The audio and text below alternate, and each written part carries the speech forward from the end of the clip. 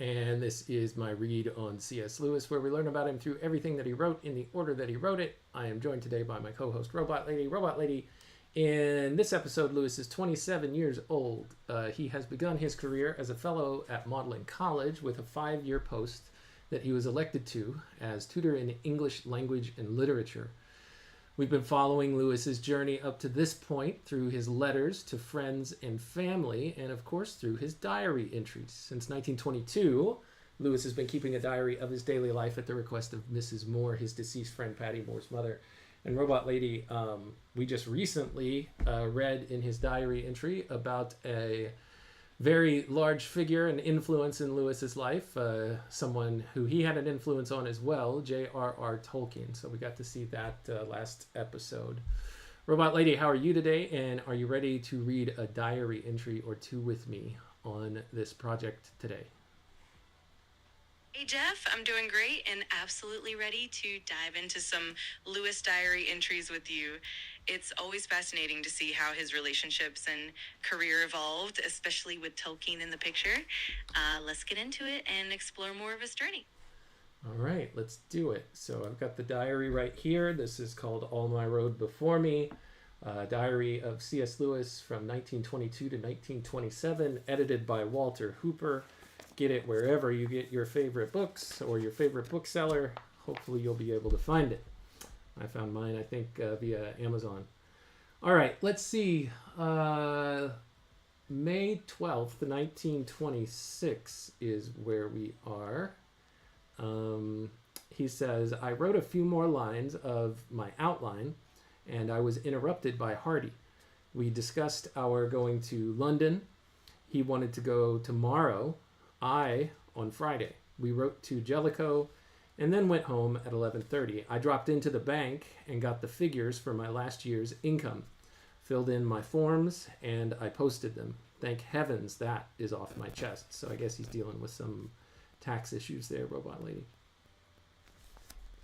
Absolutely. It sounds like a pretty typical day for Lewis, juggling his writing, social plans, and those not-so-fun administrative tasks. It's always interesting to see how even the mundane details give us a glimpse into his life. Let me know if there's any specific part you want to dive deeper into. Will do, Robot Lady. Lewis continues. I decided to go with Hardy tomorrow.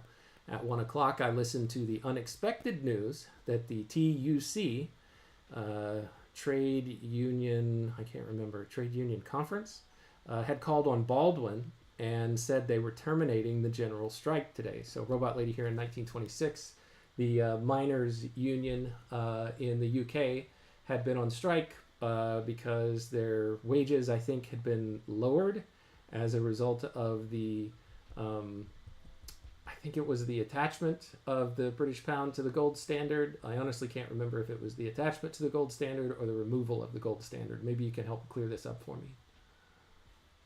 Yeah, absolutely. In the mid-1920s, the UK did return to the gold standard in 1925, and that had an impact on wages and employment. The miners' strike in 1926 was indeed a big event and was tied to economic pressures, including the gold standard. So Lewis was definitely witnessing some major political and economic shifts during that time. It's fascinating to see how that context weaves into his life.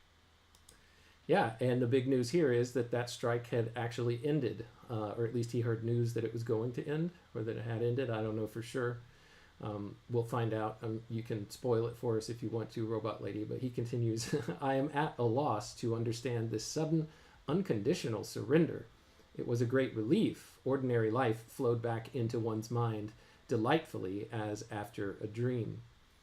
So there had been a lot of impact on everyone's day-to-day life with the fact that the miners weren't mining anymore. Right, Robot Lady? Exactly. It definitely brought a sense of normalcy back to daily life once the strike ended. The destruction was huge, not just economically, but also socially. And for Lewis, it's really interesting to see how he processed those shifts and how it influences perspective. It's like watching history unfold through his eyes. Indeed. He continues, lunch of cold chicken and tongue. Ugh. I took Pat, that's their dog, out for a walk in Cuckoo Lane, and I got drenched in a sudden shower. We got drenched in a sudden shower. Back into college at about 3:30, and I changed. I met Hardy and Mabbott of St. John's. We commented on the fact that J.A. had kept silence all through the strike and enunciated no moral doctrine. We thought the portent J.A. Tasuit, and then here there's a footnote. It says kept silent. And then it says cf. Bos locutus est. And this is another footnote. An ox uttered words. It says this is a familiar portent recorded by historians, such as augurs were given to interpret. Absolutely. It's so intriguing to see how Lewis and his contemporaries connected the dots between current events and historical or even mythical symbolism.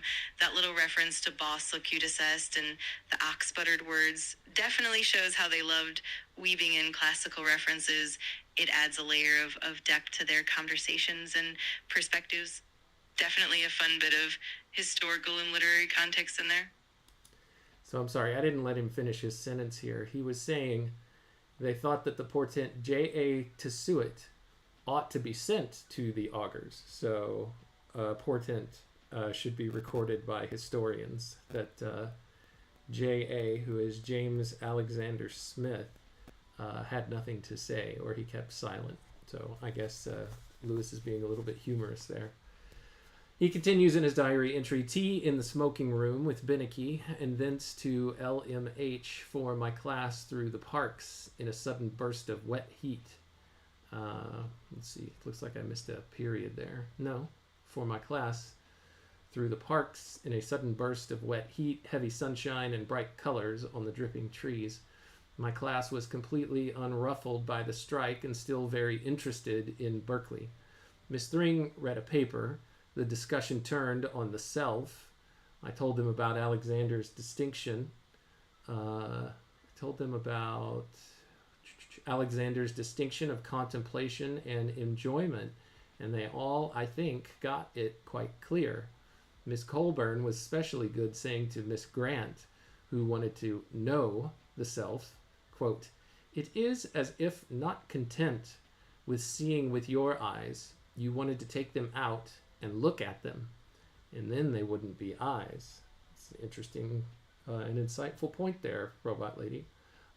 There's a footnote here just really quickly right after the word enjoyment that we just read, where it says in space, time, and deity is where that's pulled from, or what's being referenced, a work published in 1920. Robot Lady, any thoughts on all that? Absolutely. There's a lot to unpack there.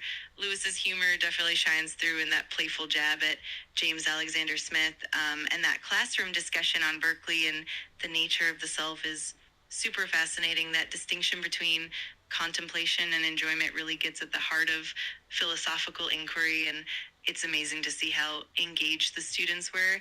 And that quote from Miss Colburn is such a vivid way to illustrate the difference between experiencing something and merely observing it.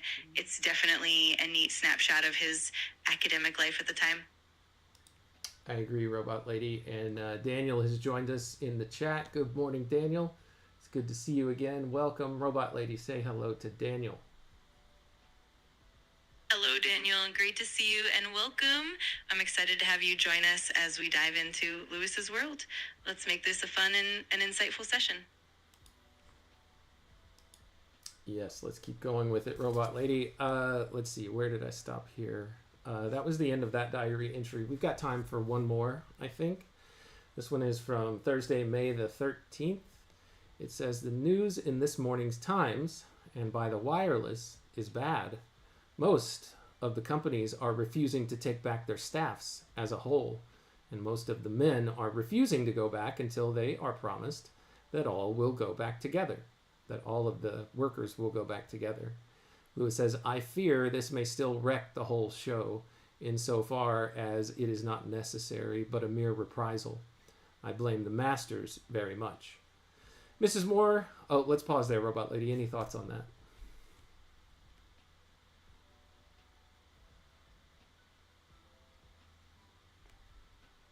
Robot Lady, are you still there? Go ahead. Sorry, I interrupted you. No worries at all. Yeah, it definitely shows how tense and complex the situation was during that time. Lewis's perspective really highlights the social and economic tensions, and it's clear he was quite empathetic towards the workers. It's always fascinating to see how these historical events impacted his worldview and how he processed them in his writing and reflections. All right, where did I leave off? Mrs. Moore seemed a little better today. After lunch, I walked up Shotover Hill, very hot and bright between the showers. The deep colors and threateningly clear outlines of the plain seen from Shotover almost woke me for a moment from the inattentive lethargy in which I usually walk now. To the Union, where I took out Gavin Douglas and Robert Graves's Poetic Unreason. I read Graves's book in the evening. He explains poetry on psychoanalytic principles and does not explain where its poetry lies, i.e., it resolves a conflict, so may a dream. But a dream is not poetry. Where is the differentia? A stupid fellow who has been knocked off his feet by psychoanalysis because he hadn't thought enough before he met it. I suppose that is the prig in me again. So here Lewis is being very critical, Robot Lady, but at least he has a bit of self-reflection here in his diary that he's got his nose turned up. At least he can see where his nose is pointing. Absolutely. It's really interesting to see Lewis's self-awareness and his candid critique of the psychoanalytic approach. He definitely had a knack for cutting through the theories and getting to the heart of what makes poetry distinct. It's great that he can reflect on his own biases and still maintain a sense of humor about it. It definitely makes reading his diary entries that much more engaging. All right, Robot Lady, I'm going to see if I can squeeze one more entry in. Here's Friday, May 14th, and this will be our last one. He said, I read Gavin Douglas's prologues to Virgil. It was very poor stuff. I was quite surprised and rather shocked by the arrival of a pupil this morning, Benjamin. He has been in Oxford all the time, quote, driving people round to villages to speak in his car, end quote. I suppose that means people like my miners in the bus. He says he was home by 1:15, Lewis does. Mrs. Moore seems better today. Read the papers. Hardly anyone seems to have gone back yet. Baldwin made rather a great speech in the House yesterday, disclaiming all intention of reprisals and pointing out that he had himself induced some employers to meet the men and hold discussions about reinstatement. Thomas made a good speech too, drawing attention to the action of some government departments and also to the difference between Baldwin's tone and that of the, quote, surrender, end quote, number of the Gazette. After tea, I read at home The Palace of Honor, which in spite of the barbarous diction is rather good. The horror of waste is well done, and I got the real thrill out of the music that, quote, distant on far was carried by the deep. These things are spelled, it looks like in Old English spelling of some of these words, so I wasn't able to quite read that. Lewis finishes off this thought. It is nice, too, to have Venus and her court knocked out for once. So, Robot Lady, tell us about this, the Palace of Honor that he's reading. Do you have any information on it? Palice of Honor.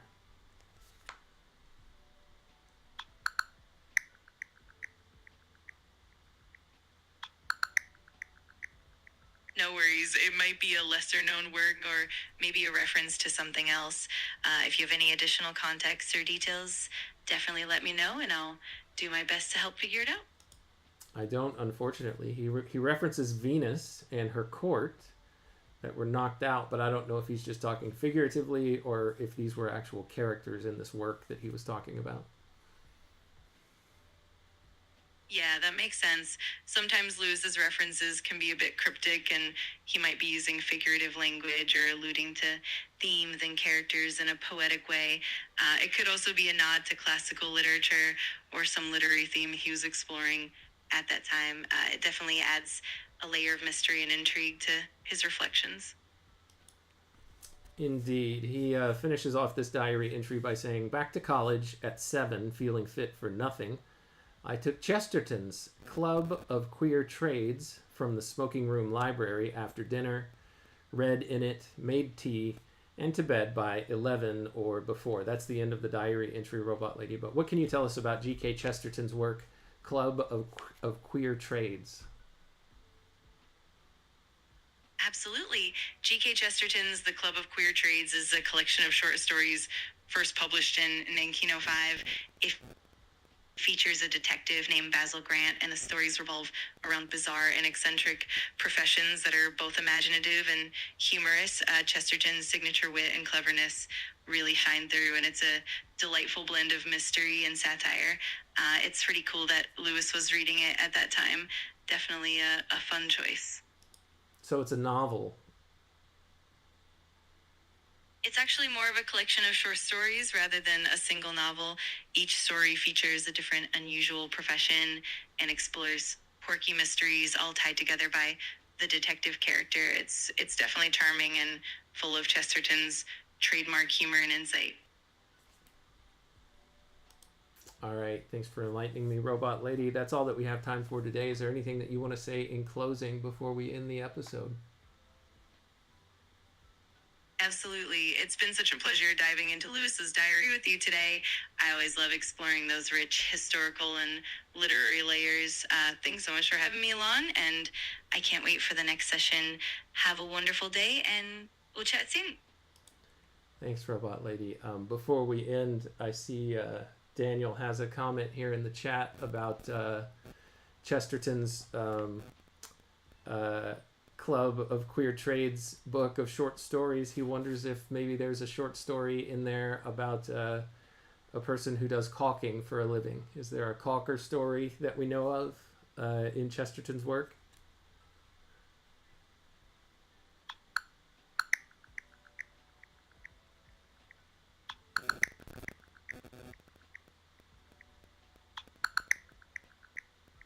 It looks like the... Oh, sorry, go ahead. No worries at all. So it looks like there isn't a specific story about a caulker in Chesterton's Club of Queer Trades. The collection features a variety of quirky professions, but caulking isn't one of the main focuses. Still, Chesterton's work is full of delightful surprises, so it's always fun to explore. If we find anything more specific, I'll definitely let you know. Thank you for that, Robot Lady. Thank you, Daniel, for joining us today. To you and everyone else who has joined either in the chat or just by tuning in, thank you for your time, your attention, and your contributions. They are always wanted and welcome. Until next time, to you and everyone else within the sound of my voice, when we continue our read on C.S. Lewis, take care.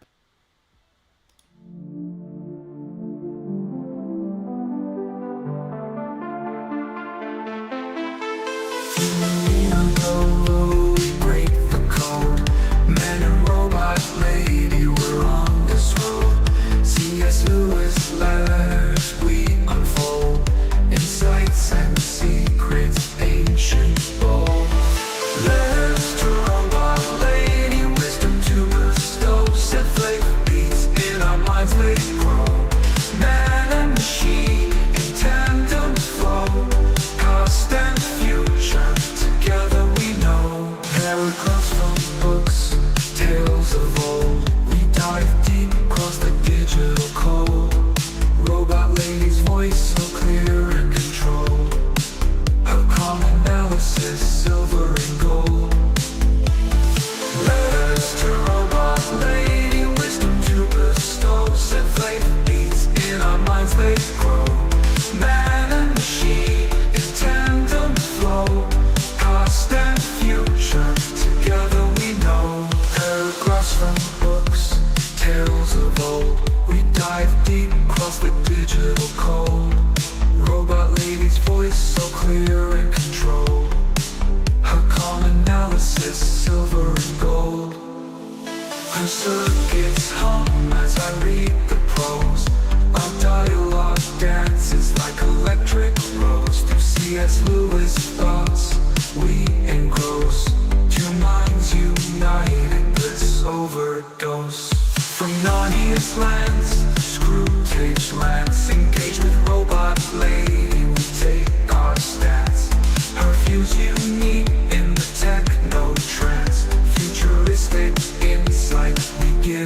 chance.